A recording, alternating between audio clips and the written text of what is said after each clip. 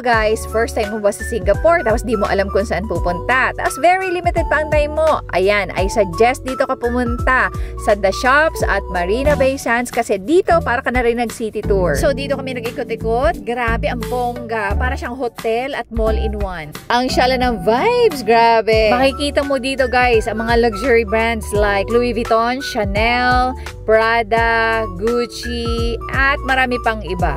Oh, window shopping lang tayo guys ha. Okay na yon. At least busog ang ating mga mata. Meron din ditong indoor canal. Ayan, na para ka na sa Venice. O diba? Shala. Eto pa ang bongga guys. Hindi mo na kailangan lumayo pa para makita ang mga iconic spots sa Singapore.